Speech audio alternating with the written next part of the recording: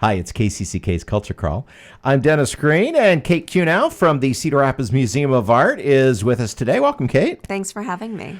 Two new exhibits on display at the museum right now. Both of them, well, one of them is not yours, but Yes. it's local, and the other one from the collection.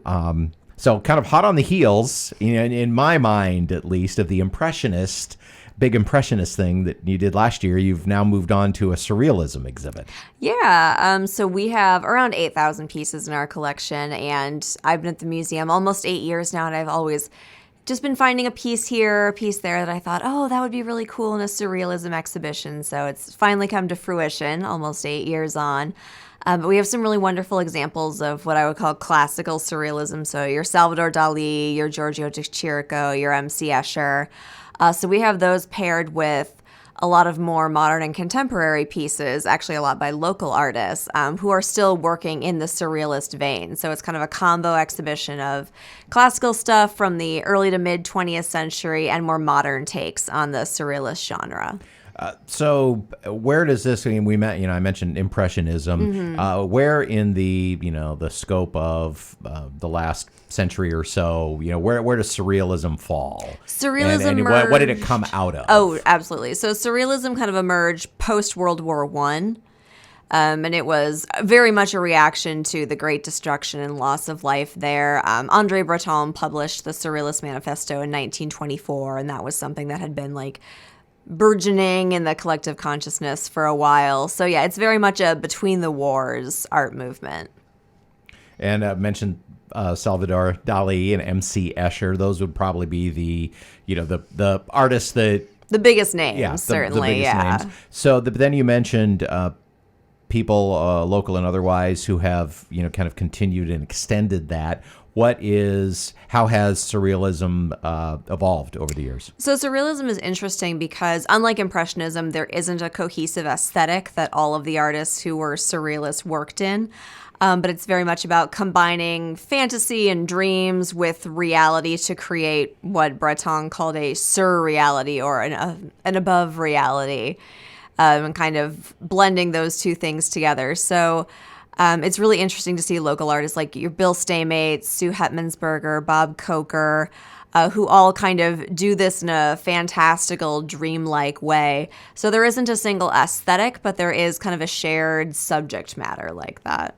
That's going on now. And then the other kind of, not companion exhibit, but the simultaneous exhibit, you call The Collector's Eye. And this is all work from one local collection. Yeah, this is all the private collection of Tom C. Jackson and his wife, Joanne Stevens.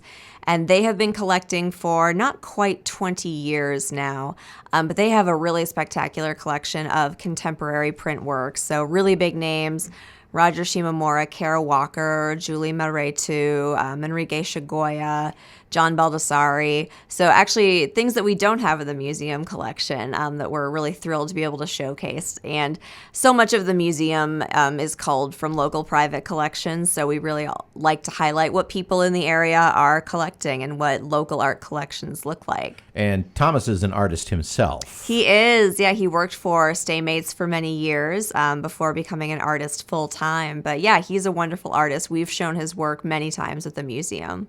So when you look at this collection, and of course you call it The Collector's Eye, so obviously, you saw, kind of some thematic elements, I'm guessing, that link this together. But, from the eye of an artist, as you looked over the collection, what did that bring to your mind? They have such an interesting collection, and it does go together really well. Like when I was laying out the exhibition, there were definite themes that emerged. But what I love about them is that they collect what they love. They have fantastic names, certainly, but they're also collecting prints that really speak to them. And so as you go through, there's, very strong graphic moments. There's a lot of pop culture in there. It's really fun to be able to see what they respond to. And I can kind of pick out oh yeah, that does look like something that they would have in their collection. And printmaking is another one where it's just such a huge variety. It's a big tent. Yeah, exactly. Printmaking is a very large umbrella. And so there's a lot of things that go on. You can have lithography that you do with the wax crayon. You can have etching where you're gouging into the plate. There's woodcut. There's silk screen. So yeah, there's a huge amount of techniques that go into printmaking itself. And so there's a lot to look up and a lot to research, but it's a lot of fun. Are there any events or anything coming up associated with these exhibits that people can learn more? Yeah, actually, Tom and Joanne have graciously agreed to do a couple of different tours of their exhibition, and the dates and details on that are available on the museum website. And I will be doing an Art Bites presentation on the Collector's Eye as well on the first Wednesday of November. So, yeah, there's a lot of opportunities to get in and spend some more time with the exhibitions. And Art Bites is something you do fairly regularly, but for those who may not be familiar, explain when and how that happens. Art Bites is a short lunchtime program that we do on the first Wednesday of every month. Starts at 12:15 and usually ends around 12:45. And it's just a short walk through usually a new exhibition or a new acquisition that the museum got, just to kind of introduce people to it. But it's designed to be something that you can do over your lunch hour. And just to give you a little extra exposure and background. Absolutely. Which is, those are the kinds of things I really appreciate. I like to hear the stories behind. Absolutely. And, the art. Also, why you picked things and things like that. Yeah.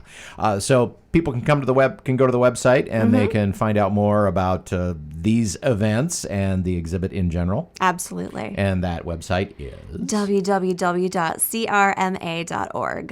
Kate, thanks so much for being with me today. Thank you, Dennis.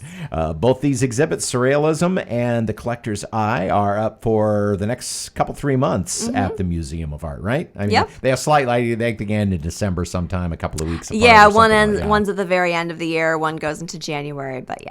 Yeah, so plenty of time, but don't waste too much time. Exactly. Again, crma.org if you'd like to know more or get museum hours or any more information about these exhibits or anything else.